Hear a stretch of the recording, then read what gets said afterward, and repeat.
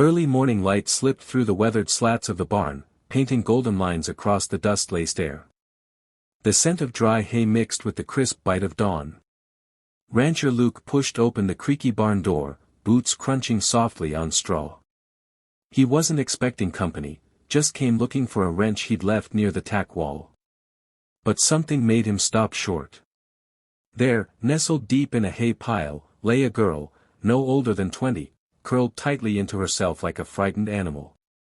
Her face was smudged with dirt, and straw clung to her tangled hair. Beside her, just as still, lay a scruffy, mud-caked dog, one ear twitching at Luke's footsteps. She opened her eyes.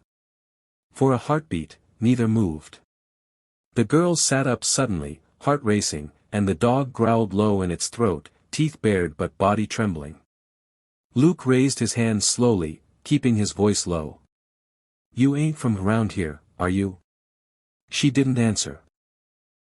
Her eyes darted toward the open barn door, calculating the distance. Luke took a small step forward, careful not to spook either of them. "Ain't lookin' to run you off, if that's what you're thinking. Just, wasn't expectin' to find someone sleepin' in my hay." The girl hesitated, then relaxed, just a little. The dog pressed closer into her side.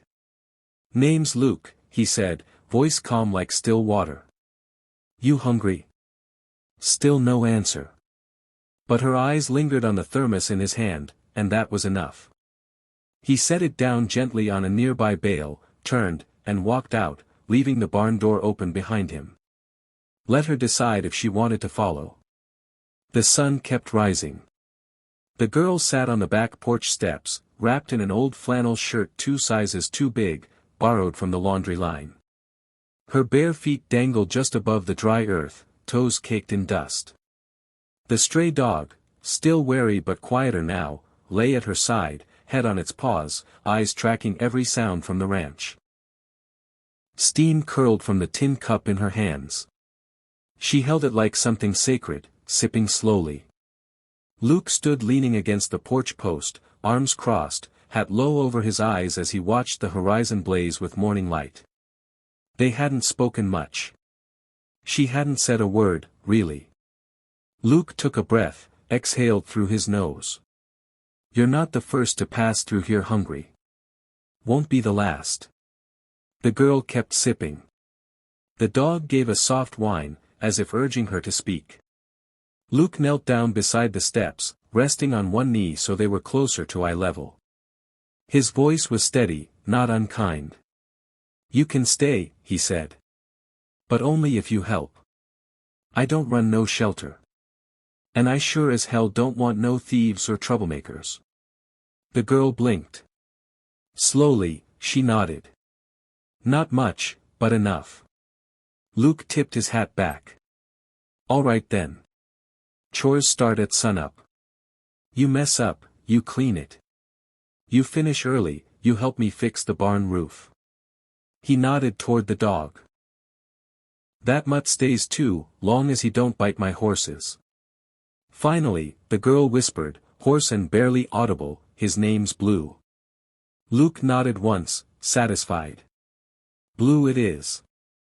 He turned to head back inside, pausing only once to say, without looking back, "Get some rest today. Tomorrow, you earn your keep." The girl looked down at Blue, and for the first time, almost smiled. Days turned into a rhythm. Not easy, not soft, but steady. Each morning, before the rooster even crowed, she was up.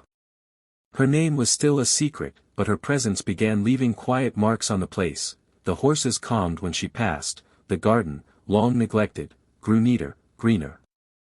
Even Blue, once a trembling pile of fur and nerves, now ran free across the pasture, tail wagging like he'd been born here. Luke watched from a distance. She was a fast learner. Quiet with the animals, gentle with the tools. When a fence broke, she mended it. When a calf was born early and weak, she sat with it through the night, coaxing life into it with whispers and warm milk. No one told her to, she just did. One evening, Luke found her sitting by the creek, shirt sleeves rolled up, hands muddy from transplanting herbs along the bank. Blue lay stretched out beside her, belly full and content. He cleared his throat. Didn't know anyone still knew how to grow wild balm. She glanced up, wiping her hands on her jeans. "My mother taught me," she said softly. It was the first full sentence she'd offered. Luke raised a brow but didn't press. "Well, keep it going. Never know when we'll need it." As he turned to leave, she called out, "Thank you."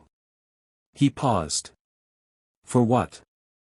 She hesitated, eyes on the creek. "For letting me stay." Luke shifted his hat, uncomfortable with praise. "Your ear need hit," he said simply, then walked off. Behind him, the girls stared at the soft current winding through the trees, the ranch lit gold by the setting sun. For the first time in a long while, something inside her didn't feel afraid. She hadn't found home. But maybe, just maybe, she was building one. The storm rolled in without warning, thick clouds churning above the hills, thunder cracking so sharp it rattled the windows. Rain came down hard, turning the dry ranch earth into slick mud within minutes. Luke stood at the kitchen window, staring into the downpour. It was near midnight. He hadn't seen her since dinner. Then he heard Blue barking, frantic, insistent, from the barn. Grabbing his coat and lantern, Luke ran through the storm, boots splashing through puddles. He pushed open the barn doors, breath catching in the cold, wet air. There she was. Curled up on a pile of hay again, like the first morning he'd found her. But this time she wasn't sleeping. She was crying, shaking so hard it was as if the storm had gotten inside her. Blue stood over her, whimpering, nudging her shoulder. Beside her on the hay was a damp, weathered photograph. Luke stepped forward slowly, lantern light flickering over the image. A little girl, smiling in front of a trailer. A woman beside her, arm around her shoulders. A man, just behind them, face half-shadowed, and unmistakably angry. Luke didn't speak. Just waited. "I ran," she whispered. "He found us again. After Mama died, he came back. I left everything. Took Blue and ran." Lightning flashed, followed by a deep, aching silence. "I thought if I came far enough, if I stayed small, quiet, maybe he'd stop looking." Luke knelt, steady hands placing the lantern down. "He ain't here," he said. "And if he ever comes around, he'll have to get through me." She looked up at him, eyes red but clear. No one had ever said that before. For the first time, she believed she might be safe. Outside, the storm raged. Inside the barn, something finally broke open, and began to heal. Spring arrived like a slow exhale, green returning to the hills, blossoms pushing up through the thawed earth. Life, in every corner of the ranch, pulsed fresh and full again. She stood behind a small table at the county fair, jars of herbal salves and homemade soaps neatly lined in rows. The hand-painted sign above her booth read, "Creekside Remedies." Blue lay at her feet, tongue lolling happily, tail thumping with every passing child's pet. Locals wandered by, drawn to the calming scents and warm smile she offered now without hesitation. Someone remarked how the peppermint balm soothed their joints better than anything from town. Another asked if she'd be selling it weekly. She nodded, cheeks flushed. From across the fairgrounds, Luke approached, slow and steady as ever, a bag of feed slung over his shoulder. He stopped beside her table, taking in the neat display, the small crowd, the girl, no, the young woman, standing confidently behind it. "Well," he said, tipping his hat. "Didn't think you'd stick around this long." She smiled, eyes bright beneath the brim of her sun hat. "You said I could," she replied. "If I healed." Luke chuckled low in his throat. "Guess you did." There was a pause between them. Not silence, comfort. A bell rang in the distance, calling folks to the pie judging. Blue barked once, tail wagging. She glanced up at Luke. You coming to taste what I baked? He raised a brow. You bake now, too? She grinned. Stick around and I might surprise you. They walked toward the crowd, her, Luke, and Blue, three souls who had once been lost, now stitched together by work, kindness, and the slow miracle of trust. She hadn't just healed. She had planted roots. And finally, she was home.